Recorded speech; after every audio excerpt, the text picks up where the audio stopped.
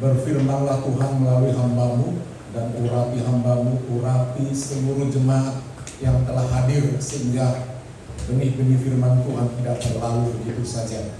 Dalam nama Tuhan Yesus kami sambut firman Tuhan. Haleluya. Amin. Salam Bapak Ibu Saudara semua. Salam. Terima kasih buat kaum pria bapak-bapak yang boleh semua tampil, dan minggu depan diharapkan semua yang sudah married laki-laki boleh bergabung dengan Bapak Gembala adu depan, sebab kita semua adalah teladan-teladan bagi istri dan anak-anak. Baik saudara, kita nikmati dulu firman Tuhan dari kitab Ester pasal 4 ayat 12 sampai 17.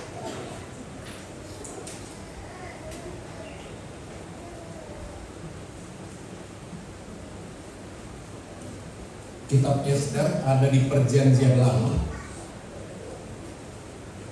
Kitab Ester pasal 4 ayat 12 sampai 17.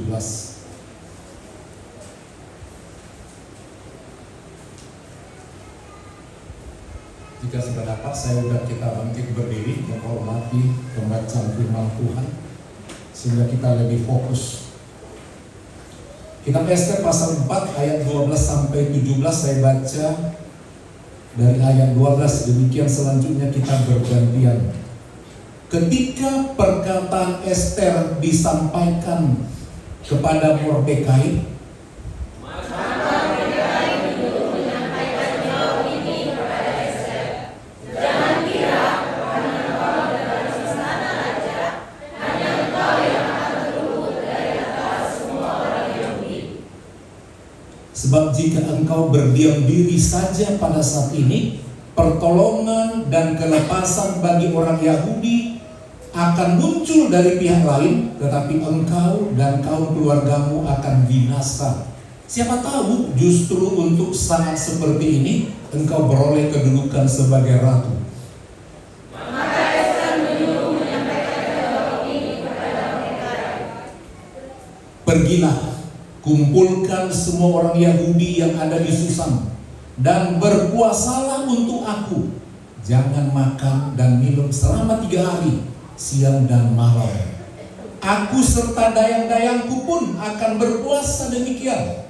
Kemudian aku akan masuk menghadap raja, meskipun berlawanan dengan undang-undang. Kalau aku harus mati, biarlah aku mati.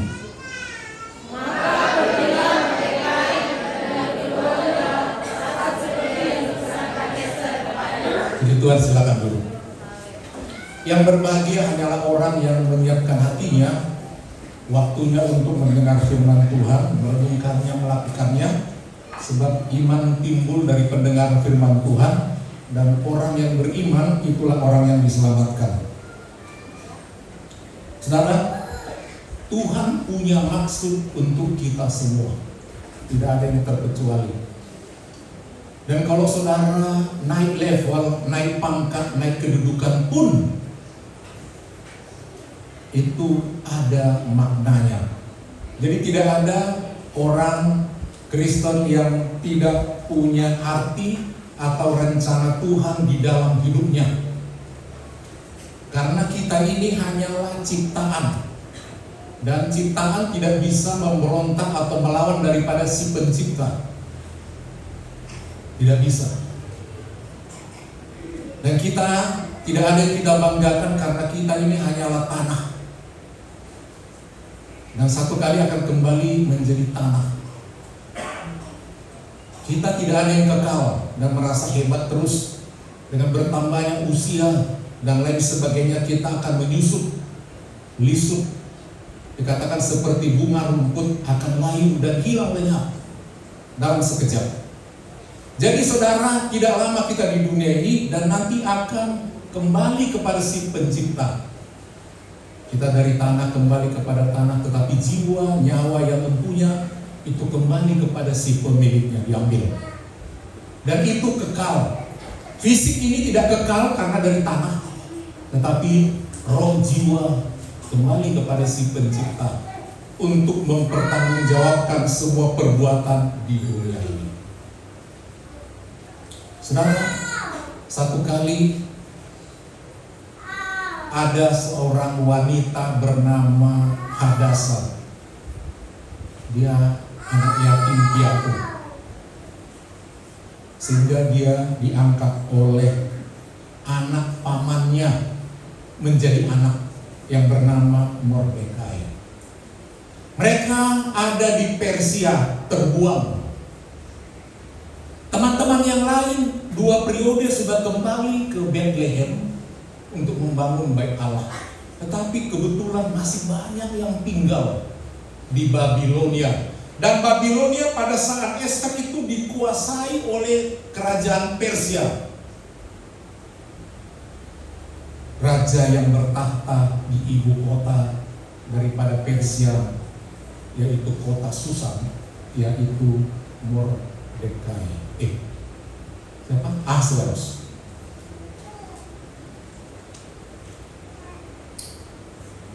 Dia tinggal di sana, dia bertumbuh. Ester maksudnya bertumbuh menjadi gadis yang cantik, elok parasnya, perilakunya sangat bagus. Dan raja yang berkuasa Ahasverus suka melakukan pesta. Satu kali dia melakukan pesta selama berbulan-bulan, 128 hari kira-kira, 6 bulan. Diundang sebuah bangsawan, orang-orang hebat, pejabat-pejabat. Dan aturannya di situ minum sepuasnya, tidak ada batasan.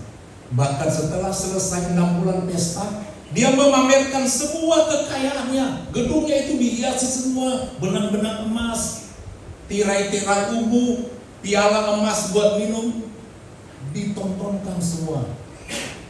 Dan dia berpuasa dari India sampai Ethiopia, 127 daerah, luar biasa.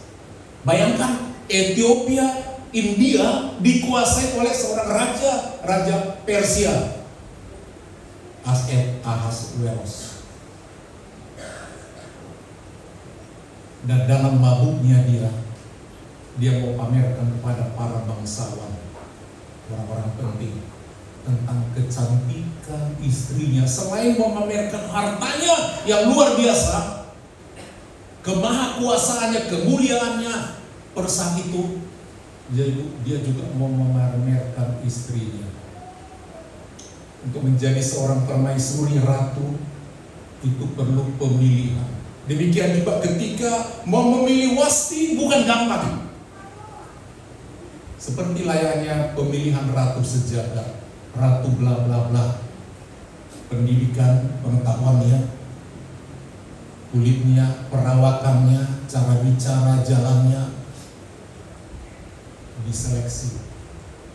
Kalaupun masuk final, belum tentu terpilih menjadi ratu. Dan pada saat itu disuruh orang-orang ke semua daerah untuk mencari gadis-gadis tercantik. Dalam Ester pasal 2 ayat yang ketiga.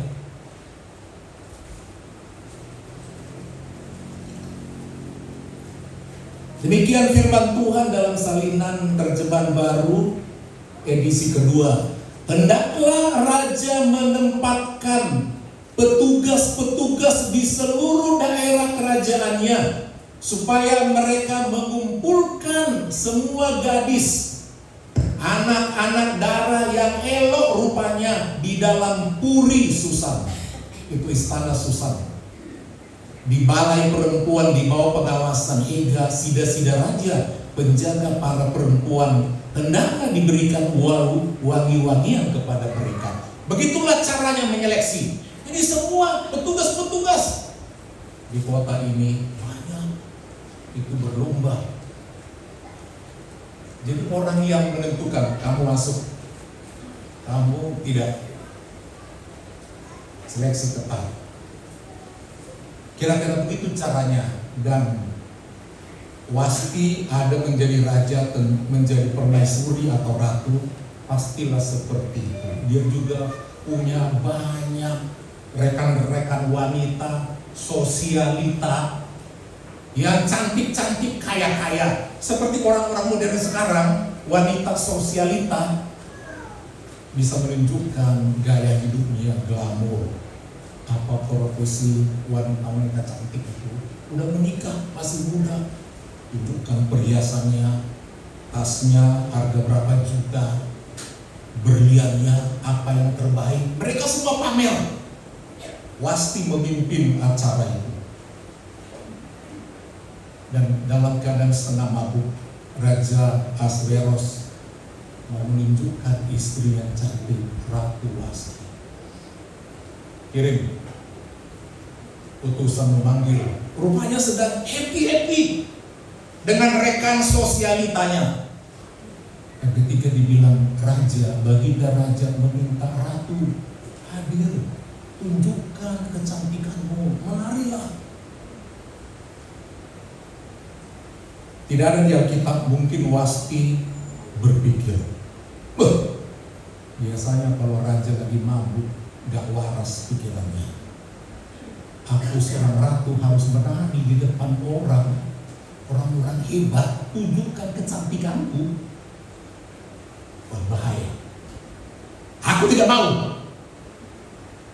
Tentu Wasti tidak sekedar gak mau, gak sekedar pasti, dia orang pintar.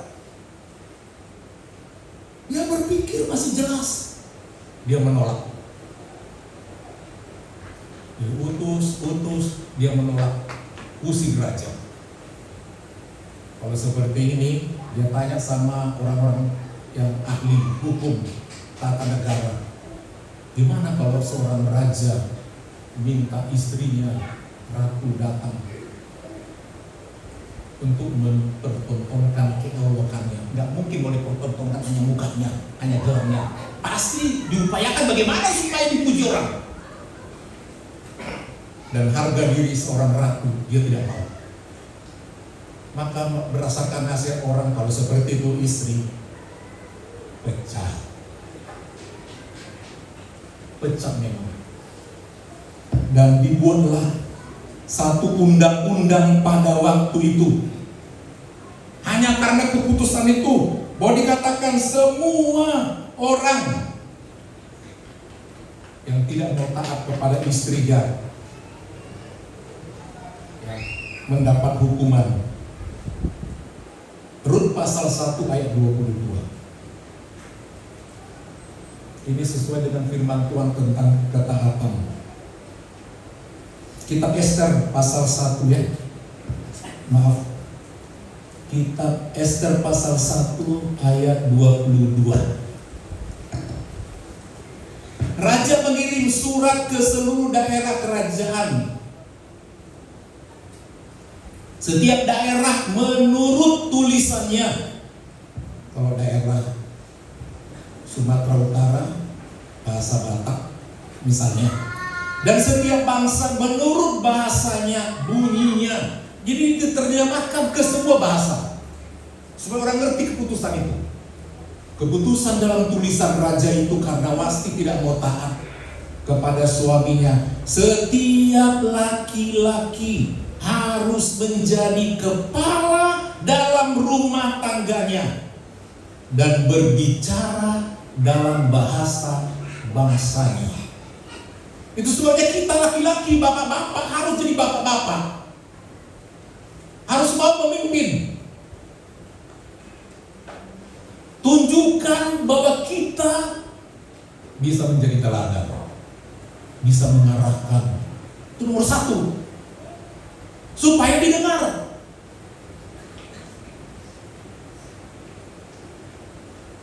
Jadi tidak ada yang tidak mengawasi keluarga masing-masing, terlebih menguasai istri. Istri itu katanya seperti ratu, tapi juga ratu harus taat. Jadi setiap laki-laki harus menjadi kepala, jangan menjadi ekor. Jangan suka di belakang-belakang kalau boleh. Halo, amin. Itu sebabnya dalam sembahyang agama lain, laki-laki di depan, ada sapnya, ada batasnya. Kalau perempuan itu di belakang. Bukan berarti kalau di gereja ini seperti itu ya. Artinya mari kita jadi kepala pemimpin. Kalau pemimpin barisannya di mana? Di belakang atau di depan? Mimpin barisan di mana? Di depan kan? Ayo ikut loh, kan begitu. Amin. Kamu jadi kepala. Kalau kepala itu berarti dia lebih dari yang lain, lebih bijaksana, tapi juga lebih sabar, lebih mengerti, semua yang positif, lebih kerja keras untuk memenuhi kebutuhan keluarga. Seperti itulah. Jadi dikatakan dalam peraturan itu sangat jelas, setiap laki-laki. Coba angkat tangan di sini yang jenis kelaminnya laki-laki. Yang nggak angkat tangan laki-laki dipertanyakan apa transgender. Ini kadang-kadang orang sekarang ini sebab Tuhan menciptakan laki-laki dan perempuan, tidak ada transgender. Amin. Amin. Ini Alkitab loh. Jadi kalau saudara yang laki-laki, kasih contoh di sini. Itu jadilah pemimpin.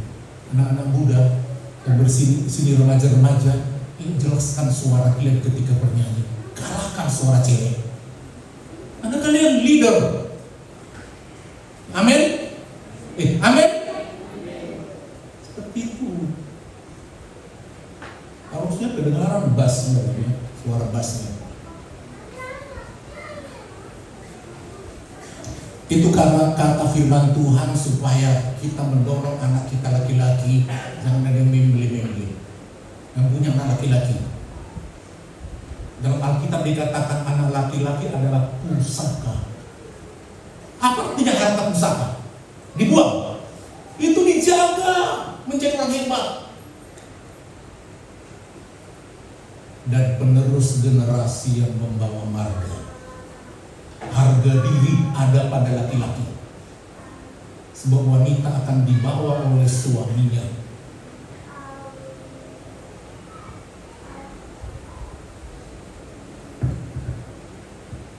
Jadi jelas ayat ini mengajarkan kepada kita, saudara, setiap laki-laki harus menjadi kepala dalam rumah tangganya dan berbicara dalam bahasa bangsanya.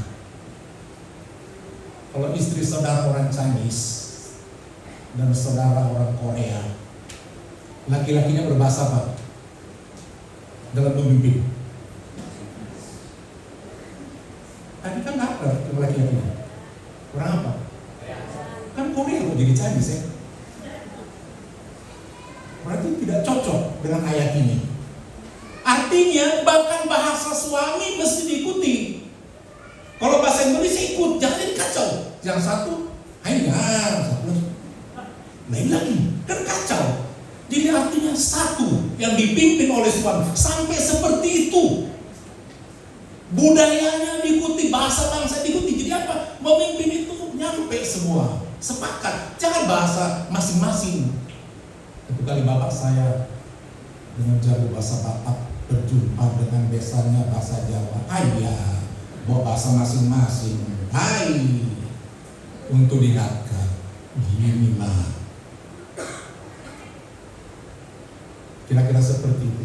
Untung di Indonesia ini dengan ratusan bahasa, ada bahasa pemersatu. Amin. Bahasa apa itu? Kirain bahasa Batak ya. Nah, saudara, seperti itu. Tidak mau. Salah enggak Ratu Wasti enggak mau hadir? Untuk saudara, salah enggak? Salah. Harusnya kan jumpa dulu sama bosnya. Bos, tuan, rajaku, amang, bapak, suamiku, kan begitu. Kenapa? Menari dulu kau. Malu bapak. Kan begitu maunya kan? Taman. Istrimu mentong-tongkan ininya. Maunya ambil dulu, bilanglah, barulah mengerti nanti. Oh iya juga ya, mending panggil penyanyi dan penari yang profesional. Amin Bapak Ibu. Tapi itu itulah pengorbanan Wasti, rela tidak mau jadi ratu lagi. Tinggal caranya dia tidak pas untuk menolak. Dia langsung tidak mau, tidak mau. Hati-hati ibu-ibu, kalau nggak mau kasih alasan yang jelas. Jangan asal bilang nggak mau, sikit-sikit nggak mau. Siapa bos? Halo, siapa pemimpin? Ibu-ibu, siapa pemimpin dalam rumah kalian? Lebih banyak suami-suami takut istri. Kadang-kadang juga yang memimpin anaknya karena bandel, suka-suka anak itu, Pak minta jajan, Mak minta, ini lagi anak yang memimpin. Ini namanya akan menjadi kacau, saudara kasih. Dan pada waktu itu harus dicari ratu pengganti. Dibuatlah mencari ke daerah-daerah orang-orang yang cantik. Dan Mordekai ini anak saudara daripada ayahnya Ester. Jadi dia memanggil paman. Diasuh, dibesarkan, dididik dalam agama kepercayaan Yahudi yang takut Tuhan. Tumbuh menjadi gadis yang cantik, tidak hanya cantik, tetapi dia punya hati yang bagus.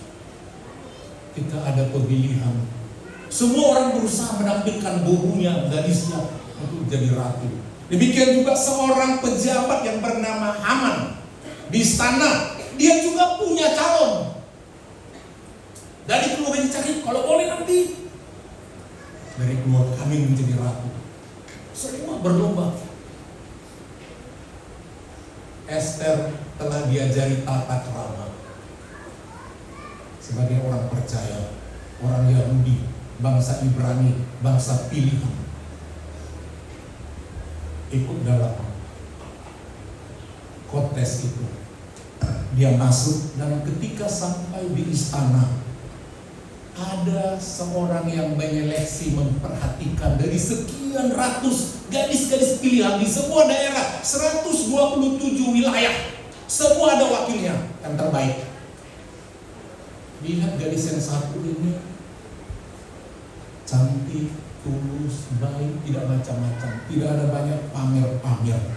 Semua cantiknya natural, sikapnya tidak menunjukkan, menonjolkan diri, tidak ada.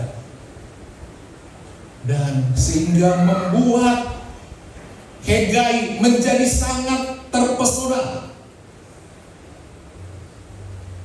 Dan dia dirawat sedemikian rupa, dikasih wangi-wangian, dikasih makanan yang cukup sesuai dengan bagaimana untuk bisa menjadi seorang ratu yang cantik nantinya, yang bisa terpilih.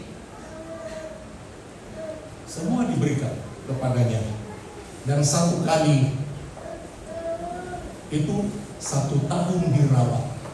Mereka dirawat sebelum menjadi ratu terpilih. Semua dirawat selama 1 tahun penuh. Wangi-wangian, makanan yang sesuai supaya makin glowing, makin cantik. 1 tahun. Dan tibalah waktunya akan dipanggil kepada raja untuk dipertemukan. Dan ketika dipertemukan dengan raja, biasanya gadis-gadis yang lain itu meminta apa yang dia minta. Diberi kesempatan untuk meminta sama raja apa yang dia mau. Dia mau minta apa nanti kalau menjadi ratu. Kira-kira seperti itu. Semua orang pada meminta kepada raja, tetapi Ester tidak meminta apa-apapun kepada raja selain daripada apa yang disarankan, apa yang dianjurkan oleh Hegai. Ester pasal 2. Kita lihat dulu kecantikan daripada Ester ini. Ester pasal 2 ayat 7. Di mana letak cantiknya? Sampai ayat yang ke-9 saya bacakan dalam salinan kedua Alkitab ini. Ester pasal 2 ayat yang ke-7. Mordekai itu pengasuh Hadasa. Ayat 9. Gadis itu sangat baik dalam pandangannya, pandangan Hegai, dan menimbulkan kasih sayangnya, sehingga Hegai segera memberikan wangi-wangian dan makanan khusus kepadanya, supaya singset, supaya mulus lagi. Itu dikasih makanan khusus, enggak sembarang makan, sengaja dikasih makanan khusus kepadanya. Ia juga memberikan kepada Ester 7 dayang-dayang yang terpilih dari istana raja, dan memindahkan dia dengan dayang-dayangnya ke bagian terbaik di balai perempuan. Yang membantu dia merawat ibunya ada dayang-dayang. Selanjutnya ayat yang ke-10. Esther tidak memberitahukan kebangsaan dan asal usulnya karena Mordekai melarangnya. Kalau ketahuan orang Yahudi, gak boleh, itu sebabnya gimana? Kamu akan mau masuk ke istana ya.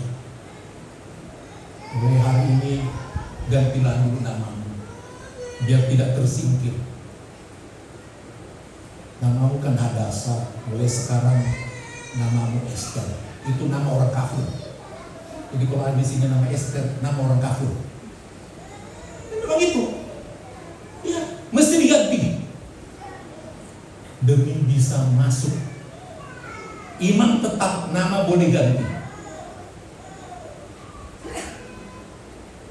Dan raja tidak tahu nanti siapa Esther itu. Latar belakangnya rupanya latar belakang Yahudi. Setiap hari Mordekai berjalan-jalan di depan pelataran balai perempuan itu untuk mengetahui keadaan Esther dan apa yang dilakukan orang terhadap dia. Begitu baiknya pamannya menguasai, mengawasi anak saudaranya. Saudara daripada bapaknya punya anak yatim piatu, dia kasihan. Perhatikannya, padahal bukan anak kandung. Perhatikannya, dididik, dijaga sedemikian rupa dari kekasih. Pasal 2 ayat 15 kita lompat.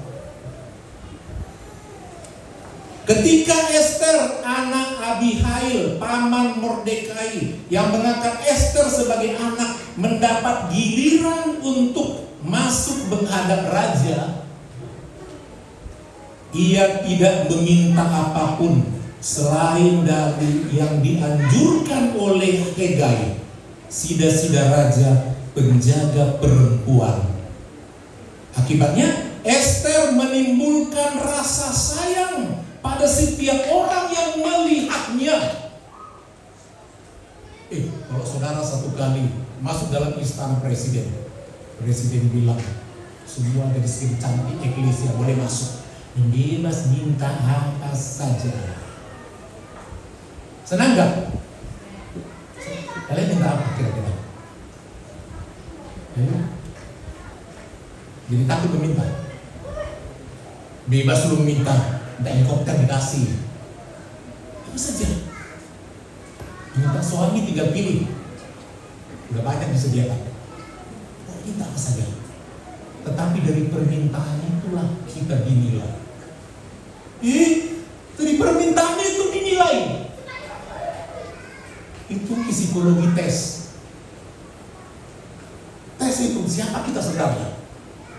Dan Esther udah dibilang si Hegai, ingat ya, jangan minta ini karena semua yang lain yang sudah lebih dulu dipanggil cewek-cewek dan situ, belum lagi jadi ratu, minta ini, minta emas, raja kasih laku emas, semua datang bawa macam-macam semua, belum lagi ratu, macam, situ kelihatan, oh matre, ini minta tanah, ini minta rumah, semua. Kalau jadi ratu nanti ini minta sombong ini, kira-kira begitu. Jadi dibilang sama pengawas itu Hegai, jangan minta aneh-aneh. Mintalah apa yang kuanjurkan. Coba tebak, Apa kira-kira yang diajukan oleh Hegai itu untuk diminta? Coba tebak. Sehingga orang menimbulkan sayang sama dia. Ini tebak-tebakan ya. Apa kira-kira diminta sehingga orang kagum? Lalu? Ada yang tahu? Ada yang tahu? Kalau saudara sempat tahu, saudara sesat. Bapak Gembala pun tak tahu. Karena tidak ada di Alkitab. Itu rahasia. Minta aja ini. Apa mungkin dibilangnya minta aja 1 biji anggur yang di depan raja itu? Apakah itu cukup lagi raja? Tanda hormatku kepadamu. Minta 1 biji anggur. Mungkin nggak seperti itu? Mungkin nggak? Mungkin saja. Ada dianjurkan minta sesuatu. Artinya di situ kelihatan apapun itu tidak menunjukkan materi. Bukankah seringkali juga banyak anak-anak sekarang karena materi yang dituntut, materi nggak dapat, cowok nggak dapat. Ya, karena ujung-ujungnya materi. Apapun nggak dapat. Karena orang menilai keinginan satu laki-laki adalah kepenundukan istri kepada suaminya. Itu nomor 1. Amin. Amin. Apa lain permintaan bapak-bapak ini? Aku mau istriku yang pintar berdandan. Mungkin saudara pusing, Pak, beli harga segini, beli harga segini, nanti mati kalau mau pintar berdandan saja. Pintar masak, boleh-boleh saja. Tapi kalau saking pintarnya masak, dia paling masak, nggak pernah usah. Masak terus, sampai sakit karena banyak makan. Tapi enak-enak makanannya. Nomor 1 adalah penundukan. Amin. Kita mengiring Tuhan nomor 1, apa yang Tuhan inginkan dari kita. Sebagai dia kepala, apa yang diinginkan Tuhan kepada kita umatnya? Ya? Apa? Iya, itulah itu. Jadi memang kita harus menurut kehendak Tuhan.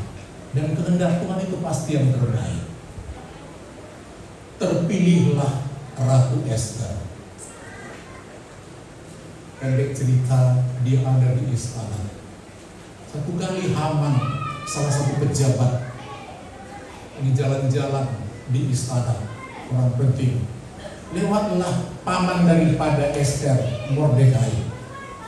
Semua orang pada menyembah tunduk. Mordekai nggak mau. Kenapa kau nggak hormat sama aku, nggak tunduk? Mungkin dia mau, ngapain kau hormati kau? Aku tahu siapa engkau. Rupanya silsilah daripada Hegai adalah keturunan Amalek. Dia orang Agag, keturunan Amalek, musuh bebuyutan Israel. Kau tunduk sama kau, kira-kira begitu. Tidak ditulis dalam Alkitab, tapi dia tidak mau tunduk memberi hormat. Akhirnya sakit hati Haman. Aku bujuk dulu raja. Setiap orang yang tidak mau ikut peraturan menghormati ini, buatlah peraturan supaya dimusnahkan, dibunuh saja. Dibuatlah surat itu. Raja mau saja yang tidak tunduk pada peraturan melalui Haman, dibuat surat dan cap stempel raja, cincinnya. Dibuatlah keputusan bahwa semua orang termasuk Mordekai harus dihukum mati. Dan juga semua orang Yahudi di Susan, istana itu. Di semua daerah asal dia Yahudi mati. Mordekai pun satu kali ketakutan. Itulah dalam bacaan ayat tadi, dia datang menjumpai sang ratu. Ratu, jangan kau pikir karena kau ada di istana, kau satu-satunya yang terluput. Dan memang orang tidak tahu siapa kau. Namamu sudah menjadi Ester. Orang tidak tahu kau Yahudi. Memang aku yang mengajari. Tapi jangan kira Kau tidak akan kena, kalaupun tidak ada pertolongan darimu. Tentang kami ribuan orang Yahudi akan mati sebentar lagi. Ada peraturan, tangkap semua orang Yahudi.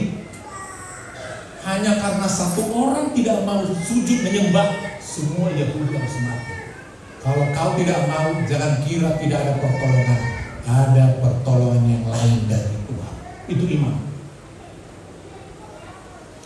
Dan demi diketahui oleh Ester kisah itu, langsung dia menjawab melalui pesuruhnya, jawab, katakan kepada Mordekai, semua membantu aku untuk bicarakan hal ini kepada raja, tetapi aku tidak berani. Aku minta kekuatan daripada Tuhan. Caranya adalah doa puasa 3 hari 3 malam. Doa puasa. Aku juga sama dayang-dayangku semua berpuasa demi keselamatan semua orang Yahudi. Itu peraturan. Maka pergilah Mordekai bilang kepada semua kawannya, kirim semua pesan-pesan di semua daerah asal orang Yahudi.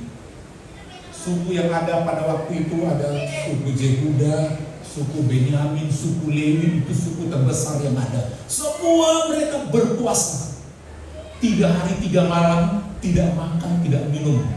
Ratu yang cantik, tidak minum, tidak makan, makin jelek ratu. Saudara tidak sarapan aja bisa pusing. Tidak minum, siang malam 3 hari 3 malam. Rela dia korbankan kecantikannya sang ratu. Memohon kemurahan daripada Tuhan. Karena ada peraturan, nggak boleh jumpa sama raja, siapapun termasuk ratu, kalau tidak diminta oleh raja. Itu sebabnya dipertaruhkan kalau nekat menjumpai raja tanpa ada undangan, nyawa taruhannya. Terus saja, aku rela termasuk taruhan yang aku, tapi berdoa untuk ini. Habis doa puasa 3 hari 3 malam dengan tampilan yang sudah kurus. Udah jelek belum lain, tapi garis kecantikan tetap ada, cantik luar dalam. Dan datang menjumpai raja. Raja tahu itu suaminya, tapi ingat, posisi suami harus dijaga. Kalau saudara punya suami bos, jangan tiba-tiba saudara pergi ke kantornya seenaknya. Bang, minta dulu uang. Namanya istri gimana ya? Ingat posisi kedudukan suami loh. Ingat. Demikian juga anak-anak. Bapaknya jadi apa? Masuk kantor suka-suka. Ada aturannya berjumpa pimpinan. Dan sekarang gua puasa, aku gak diundang raja. Kalau aku nanti tidak diterima, aku memang harus dibunuh. Wastian, jadi pecah. Ini kira aku nanti kenapanya mau dibunuh nih? Karena peraturannya hanya yang diundang boleh datang. Habis gua puasa, dia percaya Tuhan berkuasa. Amin Bapak Ibu. Ini pentingnya kalau kita ada kesusahan, doa, puasa. Datanglah dia menghadap raja, dan raja pun berkata, Wasti, Ratu, ada perlu apa? Setengah dari kerajaan ini, apapun yang kuminta akan kukasih. Haleluya. Bukan hanya boleh ngomong, tapi langsung dikatakan minta apa? Semua kukasih. Kuasa apa itu saudara? Kuasa apa? Kuasa apa? Doa puasa. Tuhan sanggup menggerakkan apapun, melembutkan hati, memberikan mujizat, pertolongan, kesembuhan.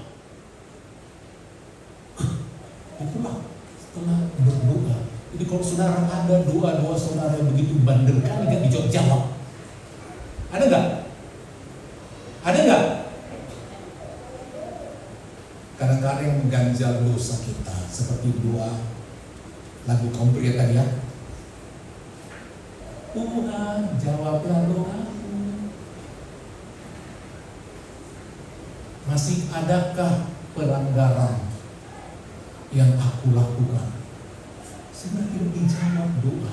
Seringkali kita ada masalah karena banyak pelanggaran. Itu sebabnya perlu mendekatkan diri kepada Tuhan dalam doa puasa, minta ampun.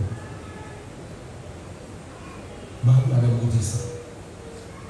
Dan akhirnya apa mau bilang? Ratuku yang cantik dipuji-puji. Aku mau mengundang Bapak sebenarnya, Raja yang mulia. Dan ingat dalam pesta itu bahwa si Haman itu ya, orang penting itu, mendengar itu Haman senang. Wah, hadirlah di acara itu. Di situ ada Haman, di situlah dibukakan kedoknya. Ya Raja, ada orang yang berusaha untuk membunuh bangsa kami, bangsa. Termasuk aku, sebab itu bangsaku. Bangsa apa itu? Yahudi. Jadi kau rupanya boru Yahudi. Terbongkar. Iya. Apa diceraikan? Enggak. Tadi lu puji-puji. Tetap. Siapa yang mau membunuh kalian itu? Ini orangnya, Haman. Tangkap. Dia yang dibunuh dan keluarganya. Langsung Haman menyembah. Tolong aku, tolong. Tidak bisa. Akhirnya jadi hukum. Apa topik firman Tuhan pada hari ini? Kalau engkau diangkat, saudara bisa diangkat Tuhan? Lihat, kurang apa Hadasa? Miskinnya, bapak, mama gak ada. Tapi Tuhan kirim saudara bapaknya. Dan sekarang ini boro-boro saudara atau anaknya saudara bapak. Saudara bapak aja gak peduli. Ya kan? Tapi itulah Tuhan menolong. Untuk orang yang takut Tuhan, yang cantik, jasmani, rohani terlebih, Tuhan kirimkan penolong kalian. Amin. Itu pegang. Dipelihara, dibesarkan sama pamannya, nurut, dengar-dengaran. Jangan saudara kalau numpang sama saudara bertingkah. Ada sini yang numpang sama saudara bertingkah. Jangan ditampung. Kalau bertingkah, dia diasuh sedemikian rupa, jadilah dia. Diangkat dari yang terendah menjadi yang tertinggi. Saudara bisa diangkat menjadi yang tertinggi di keluarga saudara? Enggak mau ya? Saudara bisa diangkat menjadi yang tertinggi dari kalian yang bersaudara?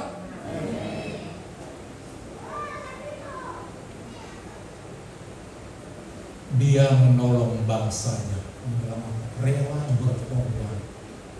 Mari Bapak Ibu kita menjadi Hadasa atau Esther. Berdoa supaya saudara makin maju, anak-anak kita semakin maju. Dan ingat kalau sudah maju, jadilah berkat, penyelamat. Amin. Amin. Bapak Gembala terus berdua sama pemuda eklesia di sini. Siapapun, mau segila apapun, itu Tuhan. Kenapa? Tuhan selalu berusaha membimbing, menolong anak-anaknya sedegil apapun. Amin. Berusaha dibentuk menjadi lebih bagus. Siapapun. Itu sebabnya Bapak Gembala mendorong semua kita mau dibentuk Tuhan dan dipakai oleh Tuhan. Dari situ kita nanti akan diangkat. Siapa yang mau iring Tuhan, ikut Tuhan, melayani Tuhan, berkorban, ketahuilah Tuhan tidak tinggal diam. Seperti Hadasa, mau dibilang ganti namamu, jangan lagi itu ya, nggak apa-apa lah ya. Jadi siapa nama aku? Pulang Esther. Mau dipanggil Esther? Ya Pak. Jaga dirimu ya. Ada perlombaan itu saja. Paman berdoa. Nggak ada uang kita. Siapa tahu kalau dulu di situ bisa mengangkat derajat kita yang dijajah di tempat ini, yang diperbudak, dengar-dengaran. Dan dia tidak sombong menjadi ratu. Tetap kerjasama sama pamannya. Tetap kerjasama. Diberkati oleh Tuhan. Tidak ada yang mustahil sama Tuhan kalau kita mau tunduk kepada Tuhan. Amin Bapak Ibu. Bapak Gembala dengar bahwa nanti pemuda akan mengadakan pemilihan. Jangan langsung pulang. Bapak Gembala berdiri situ, yang belum merit, Pak Gembala jaga di situ. Kalau bilang jangan pulang. Dengar-dengaran, baik aktif di pemuda maupun tidak, merasakan single. Tinggal. Ini satu langsung praktek dulu soal ketaatan.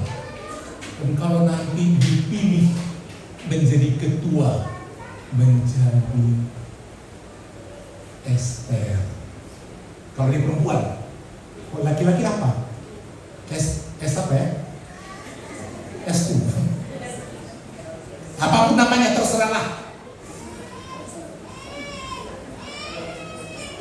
Saudara menolak jadi Esther. Kalau saudara perempuan, saudara menolak, jadilah kehendakmu, takkan pernah bisa ke atas. Kalau dikasih kepercayaan nggak mau, itu kan sepertinya sepele. Tapi ingat, Tuhan melihat dari yang kecil. Kepengen jadi bos di sini aja nggak mau. Kepengen jadi tinggi, manajer nanti di PT, yang kecil aja memimpin begini, masih kroco-kroco, nggak sanggup. Oh, mimpin perusahaan, no way. Ini latihan. Dipilih menjadi pengurus.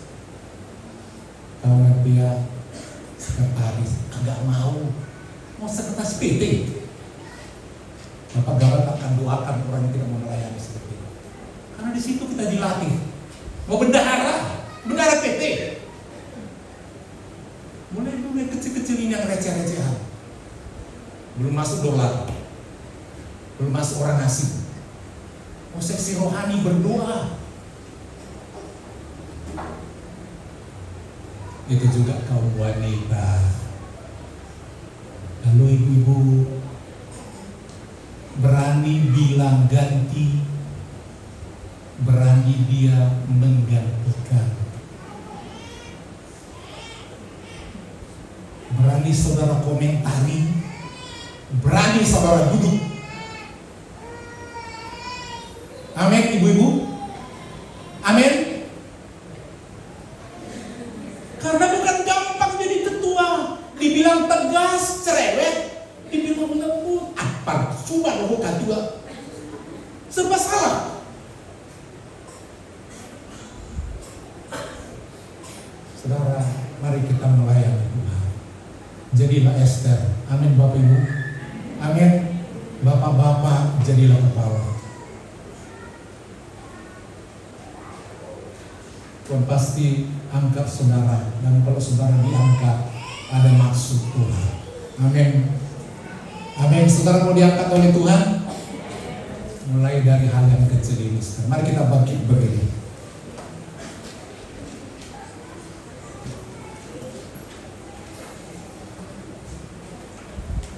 Kita harus terus mengingat kebaikan Tuhan.